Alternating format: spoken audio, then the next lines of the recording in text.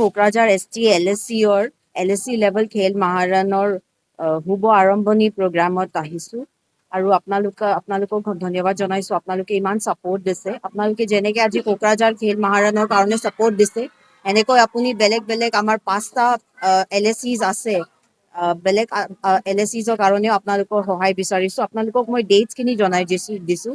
যেনেকৈ দতমা ST LSCৰ আমি 7 তাৰিখ ডেটটো ৰাখিছোঁ। 7 তাৰিখ আপোনালোকে যাব, তাত প্ৰগ্ৰামটো চাব।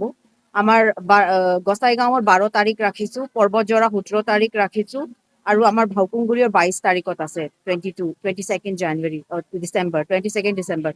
ত' আমি আপোনালোকক জনাবলৈ সুখী হৈছোঁ যে আমাৰ অসমৰ যিমানখিনি জিলা আছে তাৰ আণ্ডাৰত ধুবুৰী আৰু কোকৰাঝাৰে মানে আজি LSC লেভেল কম্পিটিশ্যনছটো আৰম্ভণি কৰাৰ ষ্টাৰ্ট কৰিছে, যাতে আমাৰ যিমানখিনি স্পৰ্টছ পাৰ্চনছ আছে, খেলাড়ীসকল আছে, তেখেতসকলক ডিষ্ট্ৰিক্ট লেভেল কম্পিটিশ্যনছ আৰু ষ্টেট লেভেল কম্পিটিশ্যনছত যাবলৈ মানে যিমান প্ৰেক্টিচ টাইম লাগিব সেইখিনি তেখেতে পাব পাৰে ধুনীয়াকৈ। আৰু আশা ৰাখিছোঁ, I am very hopeful that state লেভেলত ডেফিনেটলি আমাৰ যিমান 4-5টা স্পৰ্টছ আছে তাৰ পৰা নিশ্চয় টিম জিকি আনিব বুলি মই বহুত মানে আশাবাদী আৰু। Thank U.